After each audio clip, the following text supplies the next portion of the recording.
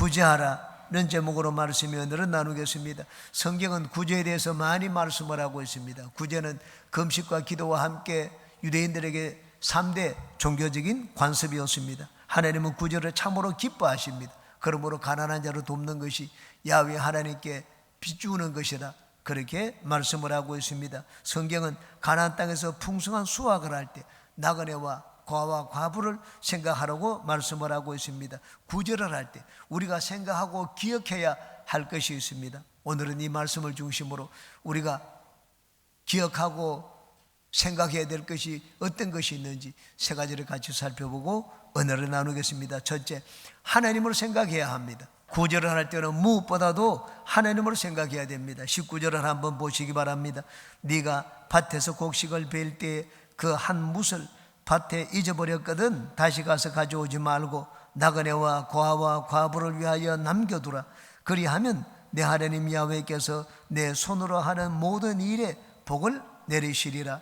수술을 할 때 곡식 한 묶음 놓고 두고 온 것이 생각나면 다시 가서 그 곡식단을 가져오지 말라고 말씀을 하고 있습니다. 왜냐하면 하나님이 잊어버리도록 만드셨기 때문입니다. 뒷부분 한번 보시기 바랍니다. 그리하면 내 하나님 야훼께서 내 손으로 하는 모든 일에 복을 내리시리라. 잊어버린 그것이 잘한 것이라는 말입니다. 복을 받을 만한 일이라고 말씀을 하고 있습니다. 그러므로 잊어버린 그것은 내가 잊어버린 것이 아니라 하나님이 잊어버리게 하신 것입니다. 여러분, 잊어버린 것도 때로는 하나님의 다스림입니다. 치매는 질병이지만 그러나 하나님을 믿는 건강한 사람에게도 때로는 건망증이 생길 때도 있고 잊어버리는 일이 생기기도 합니다. 건강한 사람이 잊어버리는 것은 하나님의 간섭입니다. 하나님의 다스림입니다. 때로는 내가 실수하는 것, 내가 잊어버리는 그것이 하나님의 뜻일 때도 있습니다. 하나님은 객과 과와 과부를 먹이는데 나를 구제의 도구로 사용하시기 원합니다. 그러므로 여러분은 여러분의 실수나 잘못 등에 대해서 여러분을 탓하거나 환경을 원망하기보다 먼저 하나님을 생각하시기 바랍니다. 내가 실패하고 실수하는 것도 하나님의 계획 안에서 그렇게 하는 것입니다. 내가 잊어버리는 것도 하나님의 계획 안에서 잊어버리는 것입니다. 하나님은 참으로 구제를 좋아하고 구제에 관심이 많으십니다. 하나님은 때때로 내 기억력을 그냥 이렇게 멈추게 할 정도로 도움이 필요한 사람들을 생각하시는 분입니다. 때로는 하나님이 나에게 질병을 주셔서 구제를 하게 만드시는 경우도 있습니다. 우리는 록펠러의 이야기를 잘 압니다. 록펠러가 50대 중반에 암이 걸렸습니다. 의사는 5년 이상 살지 못한다고 했습니다. 죽을 준비를 하라고 말을 했습니다. 록펠러 어머니가 그런 아들을 보고 말씀을 했습니다. 아들아, 이제 내가 얼마 남지 않았기 때문에 하늘나라 가기 전에 좋은 일을 하고 가라고 했습니다.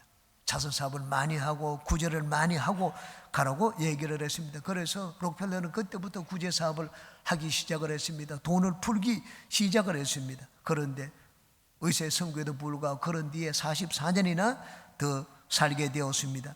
이 50에 될 때 암에 걸리기까지 록펠러는 악명이 높은 자였습니다. 미국에 있는 모든 설교회사를 전부 독점을 했습니다. 그렇기 때문에 중소기업들이 록펠러에 대한 이 원망의 소리가 하늘을 찌를 때 됐습니다. 그런데 질병으로 인하여 록펠러는 자기의 재산을 가난한 사람, 사회적인 약자들을 위하여 내놓기 시작을 했습니다. 이전에는 돈밖에 몰랐습니다. 그런데 나중에는 하나님을 알게 되었습니다. 이전에는 자기 중심적인 삶을 살았습니다. 그런데 나중에는 다른 사람을 생각하는 이타적인 사람이 되었습니다. 하나님을 알고 하나님을 믿는다고 말하는 분들은 하나님이 구제에 큰 관심을 가지고 계신다 하는 이 사실을 잊으면 안 됩니다. 하나님은 생각이 멀쩡한 사람이 잠시 기억력을 잊어버리게 할 정도로 구제에 관심을 가지고 계신 분입니다. 그러므로 하나님을 믿는다고 하는 여러분들은 구제하는 일에 관심을 가져야 됩니다. 저는 인터넷에서 한 목사님이 간증하는 글을 읽어보았습니다. 개척한 지 얼마 안 되었을 때 일입니다. 그때는 전도사 때부터 개척할 때 전도사 때부터 알고 지내던 한 집사님이 있었습니다. 이 집사님이 막 다급한 목소리로 전화를 해왔습니다. 목사님, 급한데 돈 50만 원만 좀 빌려주면 안 됩니까? 그때 너무 어려웠던 때이기 때문에 그 돈이 없었습니다.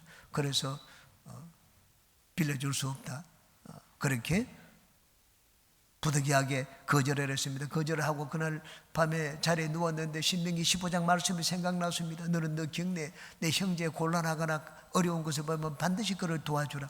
이 말씀이 생각해서 막 뒤척이면서 잠을 자지를 못했습니다. 그래서 아침에 일어나자 카드로 돈을 뽑았습니다. 빌려서 인출을 했습니다. 그리고는 그 집사님에게 전화를 했습니다. 그리고는 보내주었습니다. 그런 뒤에 이 집사님과 연락이 끊겼습니다. 아니 도와줄 때는 언제고 도움을 받자 말자 연락이 끊긴 그 집사님 보니까 순했습니다. 그리고 허탈하게 되었습니다. 그렇지만은 나는 하나님 말씀대로 순종했다. 그 어려운 사람 보면 도와줬다. 그렇게 생각하니 오히려 마음이 후련하고 감사했습니다. 수년이 지났습니다. 어느 날 갑자기 전화가 왔습니다. 목사님 저예요. 누구 집사입니다. 그렇게 얘기를 했습니다. 뭐 탁 들으니까 그 목소리를 알 수가 있었습니다. 그러자 그분이 사실을 얘기했습니다. 실은 제가 그때 너무 어려워가지고 파산을 했어요. 파산을 해가지고 도와달라고 하는데 아무도 도와주는 사람이 없었습니다. 그래서 어쩔 수 없이 목사님에게 전화를 했었습니다. 그런데 지금은 성공을 해서 목사님을 뵐 그런 면목이 생기게 되었답니다. 목사님, 제가 목사님께 조금 돈을 보내겠습니다. 1억을 보내드리겠습니다. 그렇게 얘기를 했습니다. 너무나 갑작스러운 일이라 믿기지 않았지만 과연 다음 날부터 돈이 들어오기 시작을 했습니다. 얼마 정도 남아있던 교회 대출금도 갚고 교회 리모델링도 할 수 있게 되었다는 그 말씀을 전하는 간증을 읽어보았습니다. 성경은 말씀을 합니다. 신명기 15장입니다. 땅에는 언제든지 가난한 자가 거치지 아니하겠으므로 내가 네게 명령하여 이르노니 너는 반드시 내 땅 안에 내 형제 중 곤란한 자와 궁핍한 자에게 내 손을 펼지니라. 여러분이 구제를 할 때는 제일 먼저 구제를 기뻐하는 하나님을 생각하고 구제에 적극적으로 동참하는 모든 분들이 되시기를 주님의 이름으로 축원합니다. 두 번째, 하나님 다음에 어려운 사람을 생각해야 합니다. 여기서 어려운 사람은 객과 고아와 과부입니다. 객은 나그네입니다. 이방인입니다.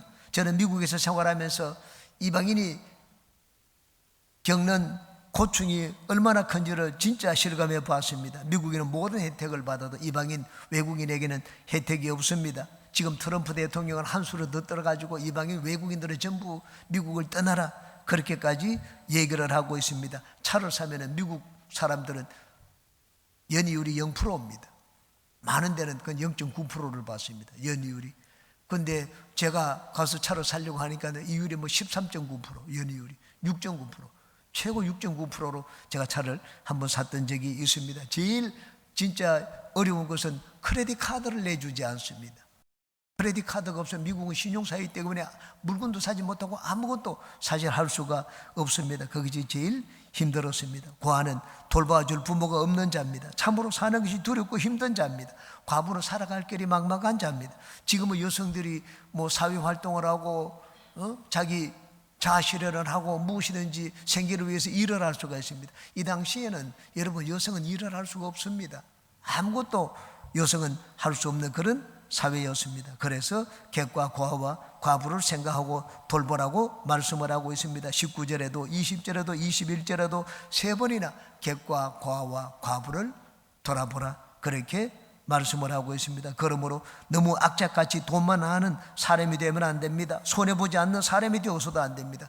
물건을 살 때 파는 사람이 너무 어려워 보이면 오히려 물건 값을 깎지 마세요. 돈을 더 얹어주고 사기도 하십시오. 어려운 사람을 위해서는 오히려 손해보는 인생을 사시기 바랍니다. 손해본다는 것은 금전적인 의미만 말하는 것이 아닙니다. 타인에게 조금 더 베풀고 이해하며 살아가는 태도를 말합니다. 즉 내 중심으로 내가 손해보지 않겠다고 하는 그런 삶을 말하는 것이 아니라 상대방 중심으로 이타적인 삶을 사는 것을 말합니다. 우리가 하나님의 구제의 도구가 되기 위해서는 이기주의나 자기중심적인 생각에서 벗어나서 이타주의적인 태도를 가져야 됩니다. 여러분 내가 좀 손해보며 살겠다고 하는 것은 어리석은 삶이 아닙니다. 그것은 여유로운 삶입니다. 행복한 인생을 사는 삶의 태도입니다. 내가 하나님께 쓰임받는 귀한 도구가 되는 길입니다. 간디에 이러합니다. 막 출발하려는 기차에 간디가 올라탔습니다. 그런데 잘못하여 올라탔는데 기차가 출발하는데 플랫폼에 신발 한 짝을 떨어뜨렸습니다. 쪽으로 내려가니까 기차로 출발하고 그래서 어쩔 수 없었습니다. 그러자 간디는 금방 다른 쪽 신발을 벗었습니다. 그리고는 플랫폼에다가 다른 쪽 신발을 던졌습니다. 함께 동행하던 사람들은 간디 그런 행동에 놀랐습니다. 그리고 성객 중에 거기 있던 분이 왜 그렇게 했는지 물었습니다. 그러자 그는 이렇게 미소를 지으면서 대답을 했습니다. 어떤 가난한 사람이 바닥에 떨어진 신발 한 짝을 주었다고 상상해 보십시오. 그에게는 그것이 아무런 쓸모가 없을 것입니다. 하지만 이제는 나머지 한 짝마저 갖게 되지 않았겠습니까? 참으로 이타적인 삶을 산 간디의 말입니다. 그래서 많은 사람에게 존경받는 위대한 인물이 되었습니다. 중국 내륙 선교의 아버지 허드슨 테일러의 일합니다. 허드슨 테일러 선교사가 하루는 어느 가난한 집을 신방을 했습니다. 그 집에 갔더니만 가난한 아이를 아는 이 여인이 그 젖을 먹이고 있는데 젖이 나오지 않았습니다. 그리고 집에는 먹을 것이 없어가지고 다른 아이가 칭얼거리고 있었습니다. 갔는데 냉수 한 잔을 내어주는 것을 봤습니다. 그때 이 테일러의 주머니에는 돈이 2실링 6펜스가 있었습니다. 그런데 그것은 다음날 아침을 위한 식사비였습니다. 그래서 내가 돈이 있으면 좀 도와줄 텐데 너무 참 돈이 없어서 미안하다. 그렇지만 하늘에 계신 하나님은 도와주신다. 기도하자. 이렇게 해서 하늘에 계신 하나님이 도와주도록 기도를 하고 나왔습니다. 나오는데 성령이 그 마음을 책망을 했습니다. 위선자야, 너 돈이 있는데 왜 없다고 했느냐. 너무 책망을 하니까 계속 그럴 수가 없었습니다. 발걸음을 돌렸습니다. 그 가정에 다시 돌아갔습니다. 여기 사실은 내가 2실링 6펜스가 있었습니다.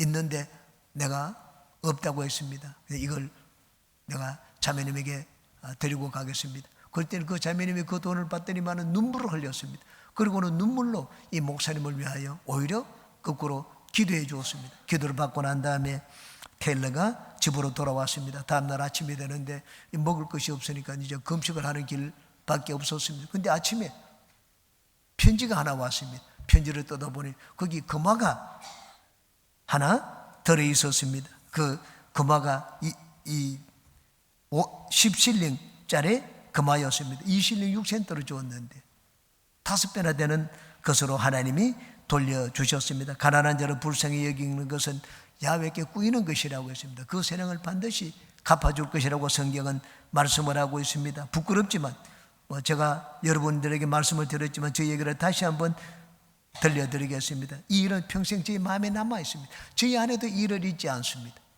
저는 좋은 의미로 잊지 않고 저희 안에는 그냥 원망스러워서 잊지 않는 일입니다.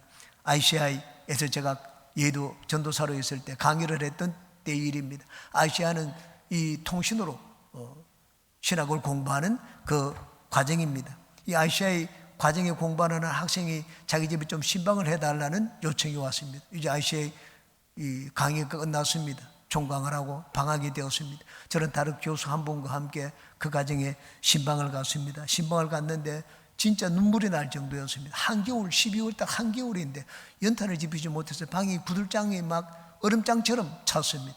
아이 둘이 있는데 하나는 안고 있고 하나는 어린아이인데 막 먹을 것이 없었습니다. 젖먹일 우유도 없는 것을 봤습니다. 그리고 저희들에게 대접을 하는데 물을 한 잔, 찬물을, 따뜻한 물도 아닙니다. 불도 피울 돈이 없기 때문에 찬물을 내놓는 것을 봤습니다. 저는 그날 예배를 드리고 난 다음에 눈물로 기도를 하고 나왔습니다. 그리고는 수표 10만 원짜리 하나를 그 자리에 놓고 나왔습니다. 그날 아시아의 강사비를 받은 날이었습니다. 강사비를 놓고 나왔습니다. 집에 돌아와 보니 아내가 그 강사비를 손꼽아 기다리고 있었습니다. 오자마자 여보 강사비 받아왔느냐? 그렇게 물었습니다. 그래서 저는 자초지종을 아내에게 얘기를 했습니다. 그랬더니 아내 표정이 바뀌었습니다. 여보 누가 더 가난한지 한번 생각해 보라. 그 집은 빚이 없지만 나는 빚이 있지 않느냐? 뭐 저한테 막 다그치고 뭐라 세우는데 할 말이 없었습니다. 그러고 난 다음에 우리는 카나다로 그리고 미국으로 유학 생활을 갔습니다. 8년 동안 미국 유학 생활을 하는 동안에 하나님이 돌봐준 돈이 40만 불입니다. 4억입니다. 그 10만 원과 4억을 보니까 4천 배입니다. 누가 도와줬는가? 누가 도와준 사람이 없습니다. 내 입으로 수고해서 막 벌었는가? 그것도 아닙니다. 하나님이 은혜로 돌봐주셨습니다. 한국에 있을 때 저는 아이들이 뭘 해달라고 하는데 하나도 해준 것이 없습니다. 태권도복 한번 입혀달라고 했는데 입혀주지 못했죠. 미국 갔더니만 신청만 하면 어디서든지 쿵후든지 뭐 어떤 무술이든지 그 배울 수가 있습니다. 수영장 한번 못 데리고 갔습니다. 미국에서 아이가 중학교 때 수영 선수들이 둘이 다 되었습니다. 악기 한번 다루지를 못했습니다. 바이올린도 배우고 피아노도 배우고 드럼도 미국 가서 배웠습니다. 영어 한국에서는 가위 한번 시켜주지를 못했습니다. 제일 제가 진짜 아이를 위해서 해준 것은 구몬 학습지 그거 1년인가 2년 동안 받아보게 한 것 외에는 없었습니다. 그러나 미국에서 진짜 영어를 완벽하게 배웠습니다. 한국에 돌아와서 영어 테스트 시험을 봤는데 1등을 해가지고 100만 원 상금을 받기도 했습니다. 저는 지금도 아내와 함께 미국에서 늘 그 일을 회상하며 이야기를 했던 기억이 납니다. 여보, 하나님이 우리에게 왜 이런 은혜를 베풀어 주시느냐. 저는 그 이유를 제 마음속에 알고 있습니다. 그때 아이샤의 그 학생 한 사람 도와준 것을 하나님이 이걸 이렇게 하나님이 그 마음에 두고 기억하고 계시는구나 하는 생각을 합니다. 하나님은 구절을 결코 잊지 않으십니다. 가난한 자를 돕는 것이 하나님께 빚을 주는 것이라고 말씀을 했습니다. 여러분은 어려운 사람을 보면 항상 여러분의 마음속에 청한한 마음이 일어나기를 주님의 이름으로 축원합니다. 세 번째, 나의 과거를 기억해야 합니다. 어려운 사람을 보면 나도 그러한 때가 있었다는 것을 생각해야 됩니다. 22절을 보십시오. 너는 애굽 땅에서 종되었던 것을 기억하라. 이러므로 내가 네게 이 일을 행하라 명령하노라. 너도 똑같은 그런 시절이 있지 않았는가? 애굽 땅에서 살 때 너는 진짜 올바로 대접을 받았는가? 제대로 대우받지 못하지 않았는가? 최저임금을 받았느냐? 최저임금도 받지를 못했습니다. 애굽에서 나올 때 하나님 이스라엘 백성들에게 전부 이웃에 가서 음이나 건이나 폐물 막 좋은 것 있으면 다 빌려오라고 했습니다. 그냥 거저 줄 것이라고 했습니다. 그것이 무엇입니까? 애굽에서 400년 동안 살면서 인간 대우를 받지 못하고 임금을 제대로 받지 못했습니다. 그것을 한꺼번에 받아가지고 나오도록 하신 것입니다. 이 18절에 보니까 너를 거기서 속량하신 것을 기억하라. 속량은 돈 주고 풀어주는 것을 말합니다. 애굽에서 이스라엘이 저절로 자기 발로 나왔습니까? 그렇지 않습니다. 하나님이 어린 양의 핏값을 치르고 그들을 종살이를 하는 데서 풀어내어 주셨습니다. 하나님의 은혜였습니다. 젖과 꿀이 흐르는 가나안 땅을 얻은 것 자기들의 힘으로 얻었습니까? 그렇지 않습니다. 하나님이 거저 주신 은혜였습니다. 지금 이들이 누리고 있는 것은 어떻습니까? 그것도 하나님의 은혜입니다. 은혜가 무엇입니까? 은혜는 그냥 여김을 받는 것입니다. 내가 잘나가지고 내가 그 대가를 받는 것이 아닙니다. 그냥 불쌍히 여김을 받는 것이 은혜입니다. 누가복음 18장에 보면은 세리와 바리새인의 기도가 나옵니다. 바리새인들은 막 성전 안에 들어가서 떵떵거리며 큰 소리로 기도했습니다. 성전 앞에 서가지고 앉아가지고 기도했습니다. 하나님, 나는 일주일에 2번 금식을 하고 온전한 11조를 드립니다. 나는 저 뒤에 있는 저 세리와 같지 않습니다. 막 큰 소리로 세리가 들으라고 기도했습니다. 세리는 저 뒤에 앉지도 못하고 서서 고개도 못 들었습니다. 고개를 숙이면서 하나님 앞에 기도했습니다. 누가복음 18장입니다. 세리는 멀리 서서 감히 눈을 들어 하늘을 쳐다보지도 못하고 다만 가슴을 치며 이르되 하나님이여 불쌍히 여기소서. 나는 죄인으로소이다 하였느니라. 내가 너에게 이르노니 이에 저 바리새인이 아니고 이 사람이 의롭다 하심을 받고 그의 집으로 내려갔느니라. 무릇 자기를 높이는 자는 낮아지고 자기를 낮추는 자는 높아지리라 하시니라. 불쌍히 여겨달라고 했는데 의롭다함을 받았다고 했습니다. 의롭다함을 받았다. 여러분, 하나님 앞에 내가 은혜를 입었다, 의롭다함을 구원을 받았다, 의미가 무엇입니까? 불쌍히 여김을 받은 것을 말합니다. 우리가 예수님을 믿어 의로움을 얻은 것은 하나님이 나를 불쌍히 여기셨기 때문입니다. 그러므로 은혜를 입은 자는 자기를 자랑해서는 안 됩니다. 내가 은혜를 입은 것은, 구원의 은혜를 입고 복을 받아 어떤 은혜를 입었든지 은혜를 입은 것은 하나님이 나를 불쌍히 여겨주셨기 때문입니다. 그러므로 불쌍히 여김을 받은 자는 다른 사람을 볼 때도 불쌍히 여길 줄 알아야 됩니다. 내가 지금 예수님을 잘 믿는다고 해서 내가 무슨 대단한 자가 된 것처럼 생각을 해서는 안 됩니다. 은혜를 입지 못한 자들을 볼 때 비판하고 정죄하는 마음을 가질 것이 아니라 불쌍한 마음을 가져야 됩니다. 여러분, 내가 예수님을 믿었으면 날 때부터 믿었습니까? 내가 성공을 했으면 날 때부터 성공한 자였습니까? 내가 지금 부자가 되었으면 날 때부터 부자로 태어났습니까? 그렇지 않습니다. 우리는 과거에 원래 잘난 자들이 아니었습니다. 그러므로 어려움을 겪어본 사람들은 어려움을 겪고 있는 사람들을 생각하고 그들을 돕는 마음을 가져야 됩니다. 아파본 사람들은 아픈 사람들을 동정하고 열심히 아픈 사람들을 돌보아야 됩니다. 제가 장례식에 갈 때 항상 제가 그분에게 얘기합니다. 당신은 한 번도 빠지지 않고 장례식에서 내가 지금까지 얼굴을 뵀습니다. 그렇게 얘기합니다. 물론 여러분들이 있습니다. 근데 그 중에 한 분이 김윤대 집사님입니다. 주 뒤에 계시지만 그분은 당신의 부모님이 상을 당했을 때 우리 교회가 가서 도와주었습니다. 그때 은혜를 생각하고 고마움을 마음에 가지고 있어서 그런지는 제가 모르겠습니다. 그런데 그때 일을 생각해서 그런지 항상 장례 때 우리 교회 아는 분이든지 모르는 분이든지 장례에는 빠지지 않고 참석하는 모습을 보았습니다. 은혜를 입은 빚진 자의 올바른 태도입니다. 저는 제가 살아온 과거를 돌아볼 때 정말 힘든 때가 많았습니다. 경제적으로도 힘들었고 공부를 하는데도 힘들었습니다. 신학교를 다닐 때는 정말로 힘들었습니다. 1년 동안 8만 원을 받고 생활을 했습니다. 그 다음 또 6개월 동안은 수련전도 정식 채용이 되었지만은 수련 기간이라고 해서 13만 원을 받았습니다. 그 1년 반 동안은 진짜 어려웠습니다. 먹을 양식이 없어서 아침에 아파트 문을 열면 누가 거기 쌀 가마니를 갖다 놓은 적이 여러 번 있었습니다.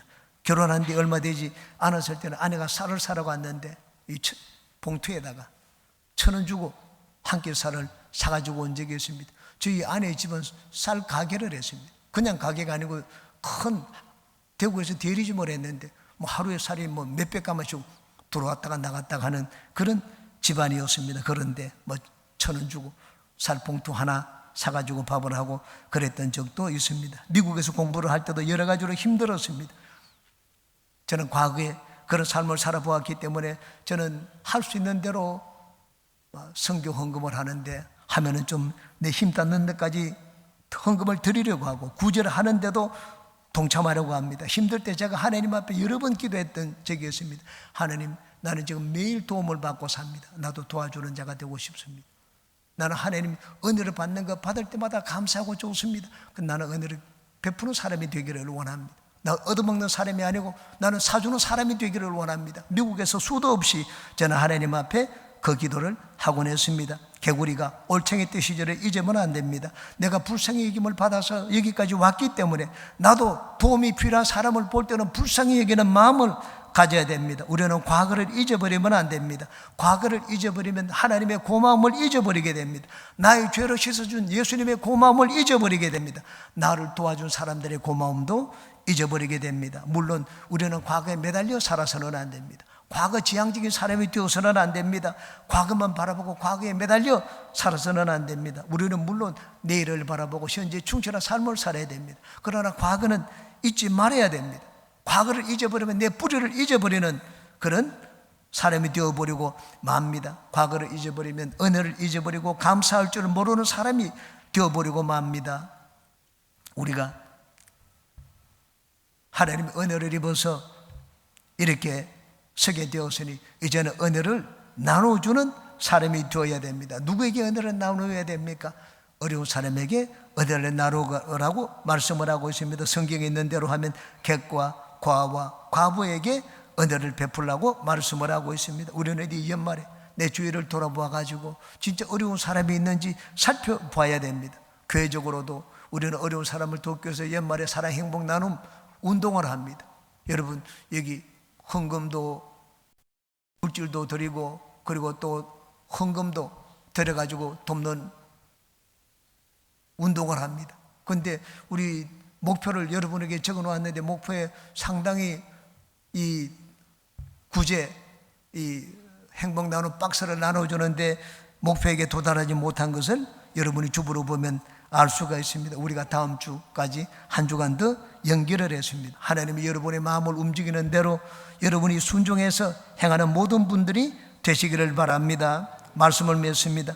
어려운 사람들을 볼 때 우리는 하나님을 생각하고 내가 어려웠던 때를 생각하고 그리고 어려운 사람들을 보면 불쌍히 여기는 마음을 갖고 돕는 우리 모든 분들이 되시기를 주님의 이름으로 축원합니다.